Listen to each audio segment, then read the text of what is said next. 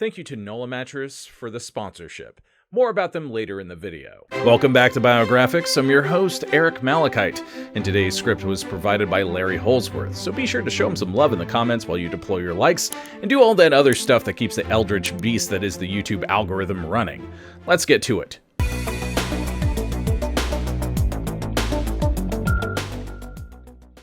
Sebastian Francisco de Miranda y Rodriguez de Espinosa is one of those murky figures of history that is difficult to categorize. He was, at different times in his career, charged with spying among the courts of Europe for the Russians, Prussians, British, Americans, Danes, and Swedes. He fought for the Spanish Empire during the American Revolutionary War as an ally of the Americans against the British. He later fought as an ally of the British Empire as an enemy of Spain. When Spain changed sides during the Napoleonic Wars, becoming an ally with Britain, Miranda found himself charged with piracy by his former allies in Britain. He was, at different times, charged with treason by the French Revolutionary Government, the British government, the Prussians under Frederick the Great, and the Spanish Inquisition. Threatened with arrest, imprisonment, and execution, he spent much of his life one or two steps ahead of his pursuers. He led royal troops for Spain, revolutionary troops for France, and forces of mercenaries raised in South and North America against the Spanish governors in the Americas, changing sides adroitly when circumstances dictated. Eventually, he rose to the exalted title of Supreme Chief of Venezuela as that nation shrugged off the yoke of Spanish imperial rule. After helping to free Venezuela from Spain, he instituted dictatorial rule with himself at its head, as his title of Supreme Chief readily implies. He is not as well known as his contemporary, sometime ally, and eventual nemesis Simón Bolívar, who eventually arrested Miranda and delivered him to Spanish authorities. Miranda spent his final years imprisoned in Spain, having at last run out of influential friends capable of shielding him from his many enemies. He had long envisioned an independent empire consisting of the former Spanish colonies in South and Central America, the Caribbean, Texas, and California, with himself at its head as a hereditary monarch. Thus, though he is celebrated by some as a leader in the creation of the republics of South and Central America from the former Spanish Empire, he was motivated by the creation of a new dynastic empire. Here is the story of a man who could best be described as the ultimate soldier of fortune, determined to build his own realm.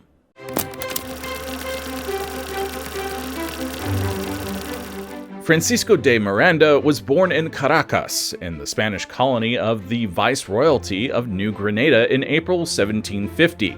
His date of baptism was recorded as April 5th. His father, Sebastian de Miranda, was a wealthy merchant who had immigrated from the Canary Islands, another Spanish possession, before marrying well, acquiring significant additional wealth from the dowry of his bride, Francisca Antonia Rodriguez de Espinosa. The couple's wealth enabled them to send Francisco to the best private tutors available to begin his education, which came from noted Jesuit priests and scholars in Caracas. Sebastian's wealth also gave him some pretensions, including the use of the honorific Don, as in Don Sebastian, when referring to himself. Don was an honorific title of ambiguous meaning, in a way similar to Signor, but conveying a greater level of respect directed toward the personage so addressed.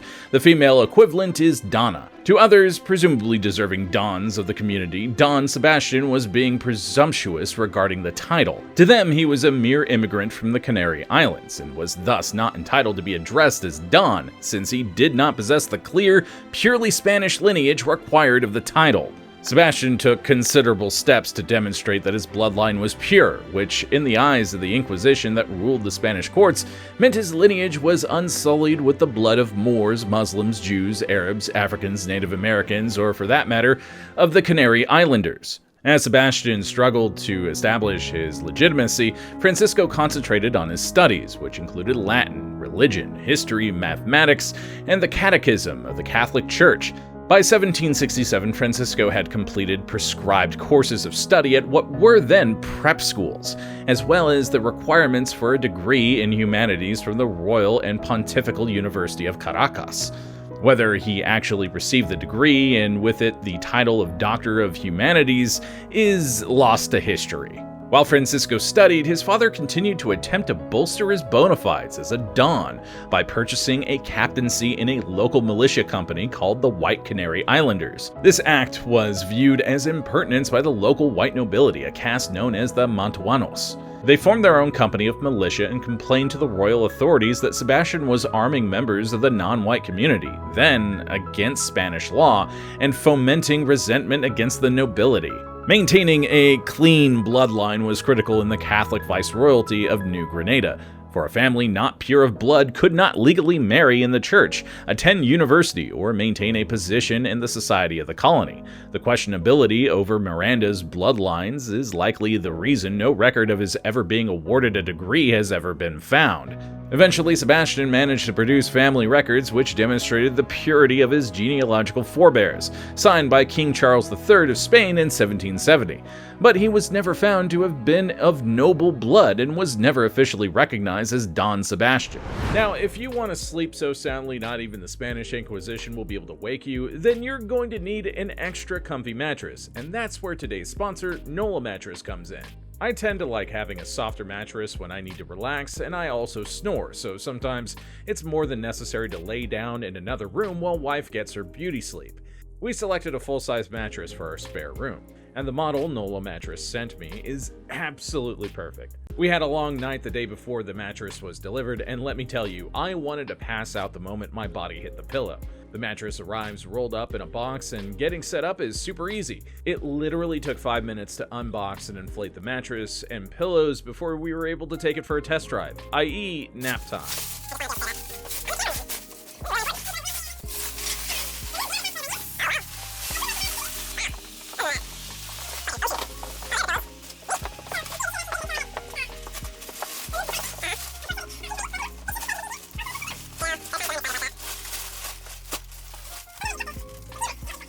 I don't know. This is just how it ended up being. Do not question the director. No. Alright, so, we have just now laid down on the mattress, and it is super comfy. You can make the bed around me, right? Yeah, totally. You're just gonna nap? Yeah. Alright, I think we're gonna keep it. The mattress is super soft and the pillows are incredibly comfy as well. We've had the mattress about 2 months now, and we've got no complaints.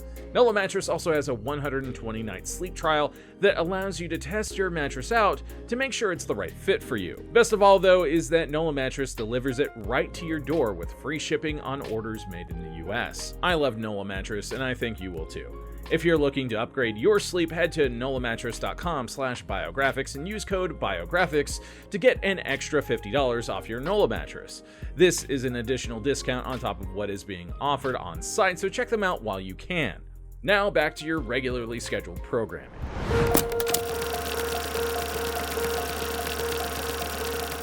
Despite his father's 1770 victory establishing the purity of the family's bloodlines, Francisco de Miranda found himself uninterested in Venezuelan society, and in 1771 he journeyed to Spain and eventually settled in Madrid. There he concentrated his time in 3 major areas. He studied French, German, English, and Italian. He conducted in-depth genealogical research to further enhance his family's ties to noble houses of Europe. And he studied military arts including history, mathematics, and engineering. He began to build a personal library, which eventually became quite extensive, and he ingratiated himself with local society. Upon receipt of a large sum of money from his father, he purchased a commission in the Princess's Guards, a royal regiment and a position of some distinction. Miranda obtained his commission in 1773 and the following year joined his regiment in North Africa. There he gained distinction for his performance in combat against the Moors in Morocco, but also gained attention for the misuse of company funds in paying for his own quarters and trappings of rank. The complaints, which came largely from senior officers who included the title Don in their stylings, eventually reached the ears of King Charles III.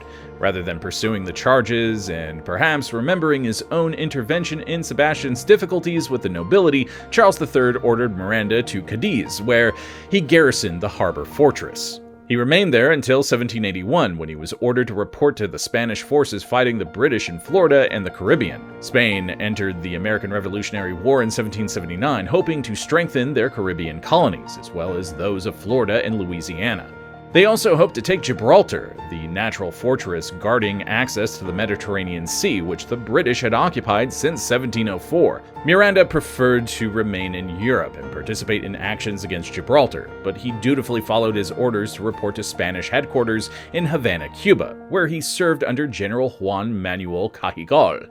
With Cuba as their base of operations, the Spanish conducted operations against the British island colonies and Pensacola, supported the French West Indian Fleet in 1781, and launched operations against British Jamaica the same year. During the latter operations, Miranda was dispatched under the flag of truce to Jamaica to negotiate an exchange of prisoners. Miranda used the opportunity to conduct spying and espionage operations against the British, a violation of the flag of truce, while at the same time he became engaged with smuggling operations, transporting illegally obtained British goods to agents in Spain. Upon his return to Cuba, Miranda was ordered to travel to Spain to answer questions from the Inquisition regarding his extra-legal activities. The support of General Cajigal shielded him from the Spanish authorities, and he remained in Cuba, though under a cloud of suspicion. In 1782, Miranda was part of an expedition to capture the Bahamas from the British, which was conducted without the approval of the Captain General of the Spanish dominions in the region, Bernardo de Galvez. Galvez outranked Cajigal and resented the glory won by Cajigal and Miranda as a result of their unauthorized actions. Cajigal then rubbed salt into his commander's wounds by recommending Miranda for promotion to colonel. Instead, Galvez ordered Miranda to report to Havana, surrender himself to the Inquisition, and prepare to return to Spain. For his part, Miranda had finally had enough of the Spanish authorities, and he used his smuggling contacts to evade arrest and flee on an American ship to North Carolina. In the new United States, he presented himself as a hero of the Revolution, a valiant soldier against the British, and a staunch defender of liberty. It was the beginning of a lengthy period of exile, one that he used to enhance his reputation and develop valuable military, political, and social contracts in the United States, and eventually across Europe.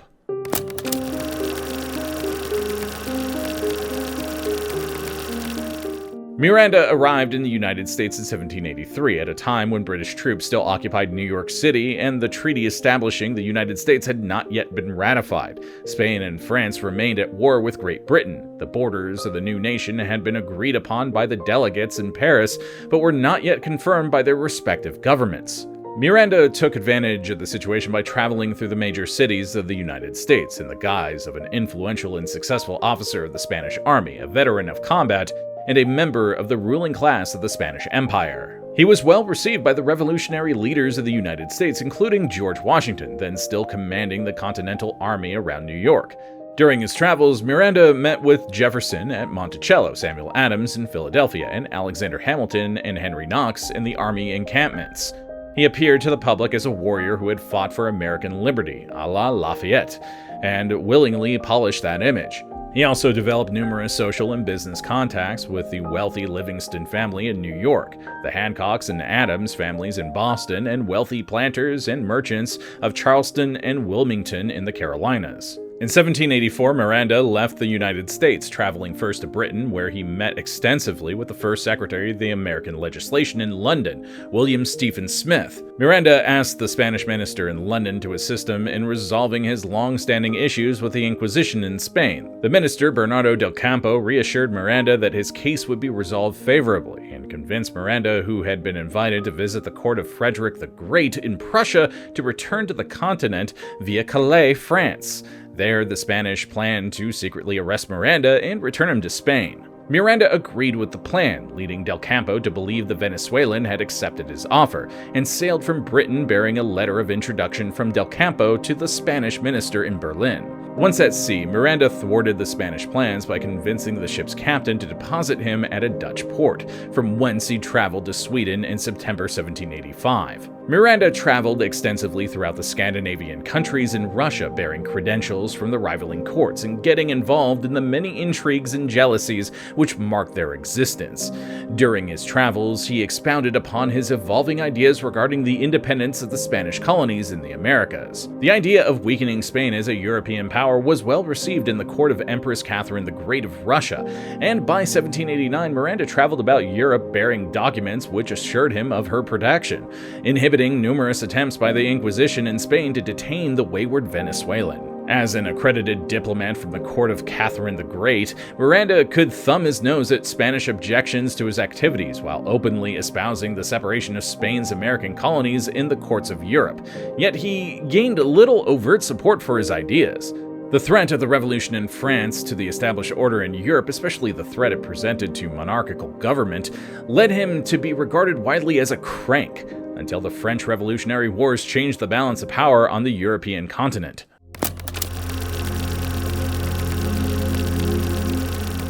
In 1791, Miranda joined revolutionary French forces as a mercenary general and was assigned a senior role as a commander of the Army of the North. He failed in a campaign by the French to capture the city of Antwerp, and the failure led to various of the competing revolutionary factions condemning him as an enemy of the people, a spy for the Royalists, and an agent of the British. By 1793, he was imprisoned in La Force prison, under threat of the guillotine during the Reign of Terror and the dictatorship of Robespierre. He was ultimately released in January 1795, only to be arrested again shortly thereafter and ordered to leave the country. He remained in France, in and out of hiding as his wavering fortunes demanded, until 1798 when he fled to England. He remained in England, maintaining a relatively low profile as the French Revolutionary Wars became a global conflict, ushering in the Age of Napoleon. Spain was by then allied with France, at war with Britain, and Miranda once again saw the opportunity for personal gain. By 1804, he was actively lobbying the minister of William Pitt to attack Spain through his colonies in the Americas. Miranda presented a plan in which a small British expedition would foment a rebellion in Venezuela, with Miranda raising an army of revolutionaries there and leading them to the overthrow of the Spanish. The British ministry studied the plan, agreed that revolution in South America was feasible, but decided that targeting Buenos Aires offered a greater chance of success. Their attack in the River Plate estuary proved an unmitigated disaster. Disappointed in the British decision, Miranda left Britain for the United States, arriving in early 1806. Then he presented his plans to President Thomas Jefferson and Secretary of State James Madison. The Americans decided that active government participation would be a clear violation of the Neutrality Act passed by Congress in 1794, as well as a casus belli for war with Spain. However, Miranda was informed that the U.S. government would not interfere in his actions as a private citizen, or so he later claimed. Miranda recruited a force of about 200 soldiers of fortune, then called filibusters, lobbied his former business contacts for funds, weapons, and supplies, and obtained 3 ships, all with the aim of launching a military operation in Venezuela. Among the men he recruited was his friend, William Stephen Smith. He was confident his small force would attract the support of a citizenry eager to throw off the autocratic Spanish rule. Their first attempt at liberating Venezuela was an abysmal failure. 2 of Miranda's 3 ships were captured by Spanish Coast Guard vessels, and around 60 of the mercenaries were captured and imprisoned for piracy. 10 of them were subsequently hanged for the same crime. Miranda, in the 3rd ship Leander, escaped and fled to Port-au-Prince, where he sought the protection of British Admiral Alexander Cochrane. Britain, then being at war with Spain, gave Cochrane legal cover to call Miranda a privateer rather than the pirate that he legally was, and offer his support. Cochrane returned Miranda's force to Venezuela in August, supplemented by 3 British men of war and about 200 seamen and marines. Miranda's landing in Venezuela, at La Villa de Coro, was at first successful. From there, he marched his small army of American filibusters and British seamen and marines to capture the town of Santa Ana de Coro. Miranda encountered little resistance but also attracted little support. The Venezuelan citizenry did not flock to his banner as a liberator from Spanish oppression. Within days, the Spanish authorities had recovered from the surprise of Miranda's attack, and the filibusters and their British allies were outnumbered by over 10 to 1 in the field. Miranda and Cochrane decided discretion was the better part of valor and withdrew. By late August, Miranda and his men were delivered safely to the island of Aruba by Cochrane's ships. Miranda was tried as a traitor and pirate in absentia in Caracas, where he was found guilty and condemned to death. William Stephen Smith was tried as well, but was acquitted when he claimed the operation had been tacitly endorsed by the Jefferson administration. The Spanish government protested vigorously to the Jefferson administration, but the crisis between Spain and the United States was quickly resolved. In 1808, Miranda returned to Britain to argue for another attempt and found a welcoming audience in the British government. Preparations for the expedition began in earnest when it was announced that Arthur Wellesley, who would one day gain the title of Duke of Wellington, would command it. It was not to be. In 1808, Napoleon's armies invaded Spain, and Wellesley's army was dispatched there to conduct the Peninsula War. Miranda returned to Britain. With Spain having become a British ally, he was widely regarded with suspicion.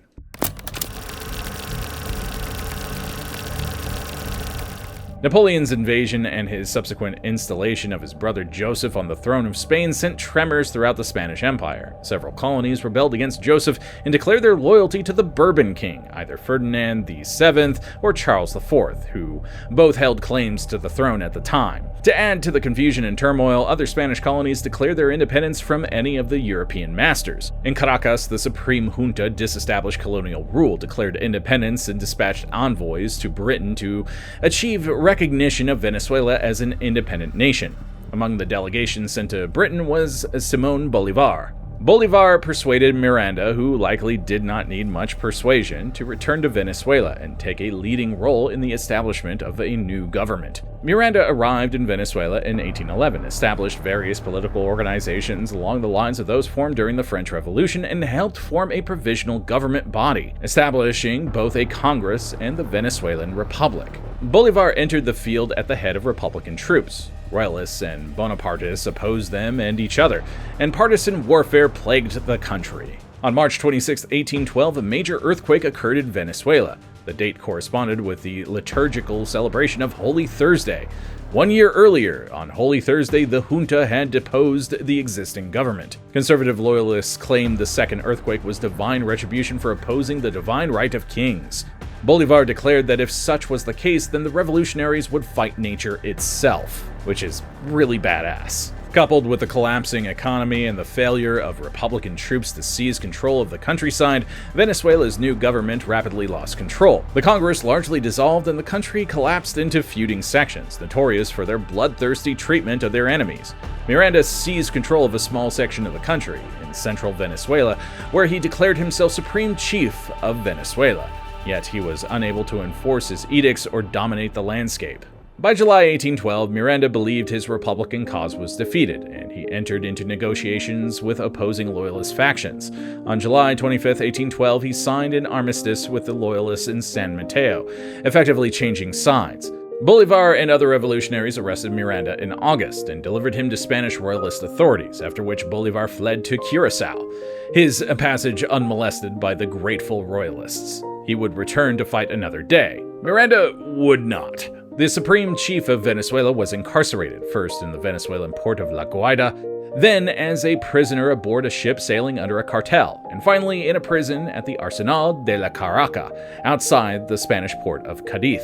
Ironically, it was the same fortress he had been assigned as a Spanish officer decades earlier. He arrived in Spain in early 1813, and in his cell at the Penal de las Cuatro Torres, or Prison of the Four Towers, he was denied the usual courtesies granted to prisoners of his stature in the manner of the day. He was not allowed to wear his own clothing or keep private items in his cell, and his books and journals, which he kept meticulously throughout his many adventures, were denied to him. He died in his barren cell on July 14, 1816, Bastille Day, at the age of 66 of unknown causes. His body was unceremoniously disposed in a mass grave, a marked sign of contempt in Catholic Spain.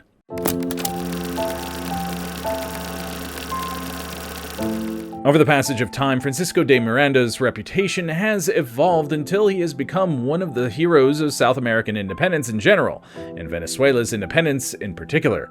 He did not envision Venezuela as an independent nation, but as part of a great American empire, which he called Colombia, to be ruled by a hereditary emperor, guided by a bicameral legislature. He did not aspire to eradicate the nobility, which had so long tormented his family and himself, but rather aspired to dominate it. Part of the redemption of his reputation, establishing him as a disciple of liberty, came from his long association with Freemasonry. Many of the 18th and 19th century revolutionary leaders were Freemasons in the United States, France, Great Britain, and South America. Among these were George Washington, Benjamin Franklin, John Locke, Voltaire, the Marquis de Lafayette, and Simon Bolivar, to name just a few. Over time, succeeding Freemasons erected shrines, statues, and memorials to their fellow Masons, enhancing and expanding upon the reputations of their predecessors, as well as the role of Freemasonry in affecting their characters. In 2016, the city of Caracas officially pardoned Miranda for his convictions of treason and piracy, which resulted from his failed invasion of 1806. Throughout his life, on 3 continents, Miranda exhibited qualities of self-aggrandizement, self-promotion, and survival.